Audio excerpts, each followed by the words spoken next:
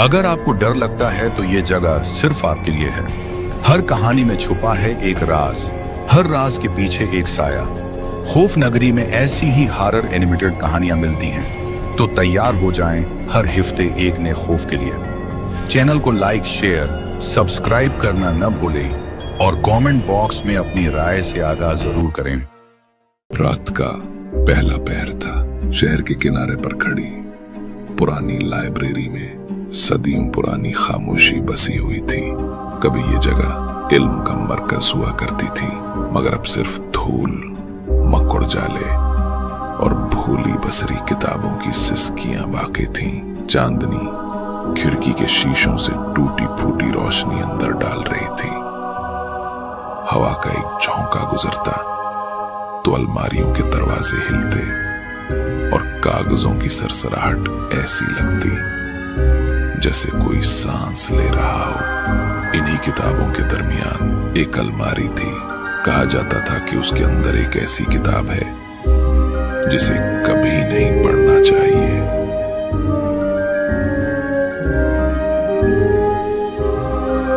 एक बूढ़ा केयरटेकर उस किताब का राज जानता था। वो बरसों से उस पुरानी हवेली के कुतुबखाने की देखभाल कर रहा था।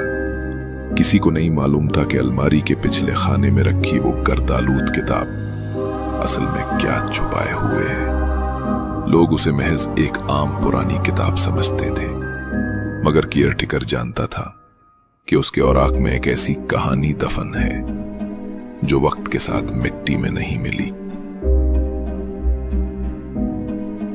इसी लाइब्रेरी में आज एक नौजवान आया था, अरमान, यूनिवर्सिटी का स्टूडेंट, तहकीक के शौक में, लेकिन दिल में तजस्सुस की आग लिए कमरे में मध्यम जर्द बल्ब जल रहा था, जिसकी रोशनी बार बार टिमटिमा रही थी और एक पुरानी काली किताब नीचे गिर गई। मगर आज अरमान ने फैसला कर लिया था, उस रात वो इस राज तक जरूर पहुंचेगा, चाहे उसकी कीमत कुछ भी हो।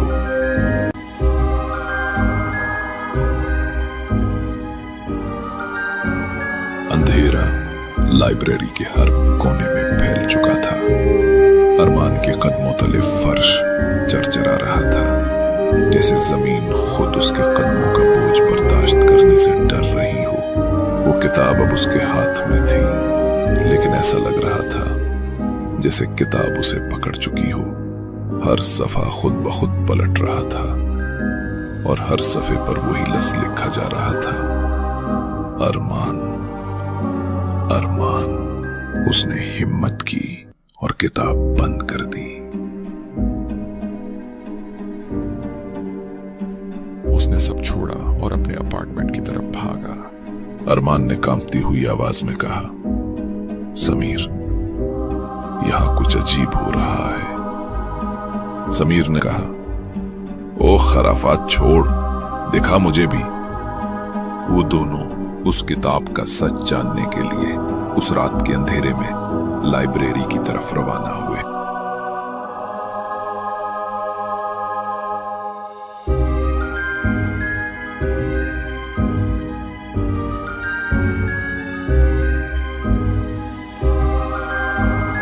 उस किताब की पहले से मौजूदगी ये जाहिर कर रही थी कि जैसे उसे बस उन दोनों का ही इंतजार हो।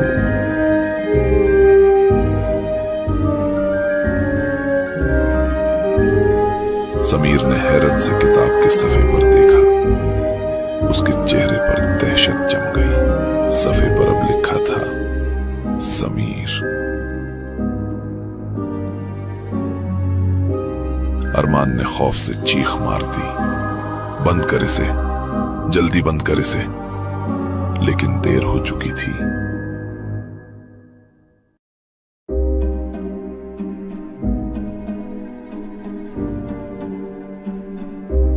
अगले दिन कॉलेज के कॉरिडोर में स्टूडेंट्स का रश लगा हुआ था और अरमान वहां पहुंचा।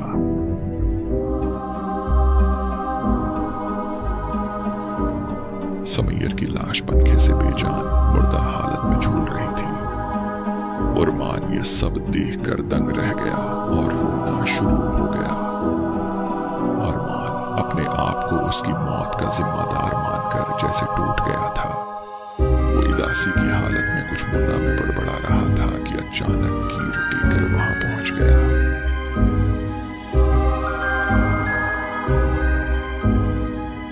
उसने गुस्से में किताब जमीन पर दे मारी और बोला, यही किताब समीर की मौत की जिम्मेदार है। उसने किताब टेबल पर रखी और सो गया, लेकिन किताब की लानत उसे अपना आप महसूस करवाती रही और उसके पीछे ऐसे पड़ी थी जैसे उसके हाथ उसे दबाकर किसी तरह मार डाले। वो अपने ख्वाब में भी इसी किताब की लानत को देख रहा था और उससे बचकर भागने की कोशिश में लगा था। अचानक वो डर कर उठ गया और खौफ उसके चेहरे पर वाज़ेह था। उस किताब की लानत का असर हर चीज पर होना शुरू हो गया था। फिर अचानक दरवाजे के बाहर वही बूढ़ा लाइब्रेरियन नजर आया।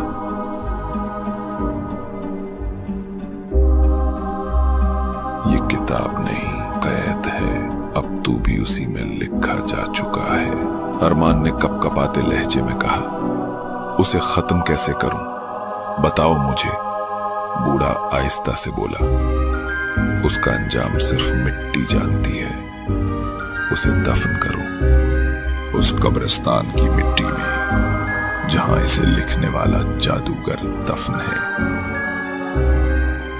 अरमान ने किताब की तरफ देखा। सफ़े अब सियाह हो चुके थे और उनमें से धुआं सा उठने लगा था।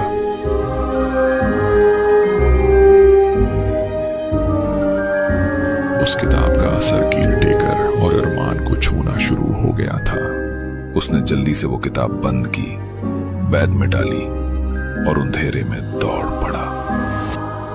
वो सीधा पुराने कब्रिस्तान की तरफ भागा। वहां हर कब्र पर नमी जमी थी। दरख्तों की शाखें ऐसे हिल रही थी जैसे कोई नामालूम ताकत उन्हें हिला रही हो।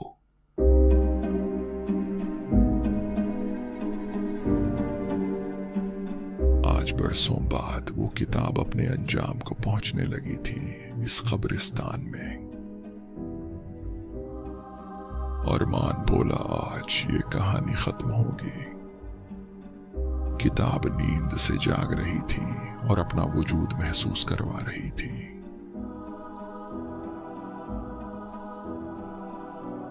किताब तिलमिला रही थी और फिर अरमान ने किताब गुस्से में जमीन पर दे मारी। उसके सामने बस अपने दोस्त की मौत का बदला था। वो रूहें जिनकी जिंदगियां इस किताब ने ली थीं, वहां पहुंच चुकी थीं। इस किताब का इंजाम देखने के लिए कीर टेकर दूर खड़ा चला रहा था कि अरमान, हिम्मत नहीं हारनी। आज किताब का किस्सा खत्म करना है। किताब ने क्रोट बदली और जमीन फाड़कर हुआ में उड़ने लगी। अरमान ने हिम्मत की, किताब को दबोचा और भाग खड़ा हुआ। आसमान पर बादल छाए थे और चांद सियाह धुंध के पीछे छुप गया था। अरमान दौड़ रहा था, हाथ में वही मनहूस किताब। हर कदम के साथ उसे लगता जैसे कोई साया उसके पीछे चल रहा हो। कब्रिस्तान के बीचों बीच अरमान ने जमीन खोदनी शुरू की। मिट्टी के जर्रात उसके चेहरे पर गिरते रहे। उसके दिमाग में सिर्फ एक आवाज गूंज रही थी, उसे मिट्टी में दफन कर दो वरना ये तुझे निगल जाएगी। आखिरकार उसने गड्ढा खोद लिया, किताब को हाथ में लिया और आहिस्ता से कहा, अब खत्म हो जा। उसने गड्ढे को मिट्टी से भर दिया और किताब की कहानी हमेशा के लिए खत्म हो गई।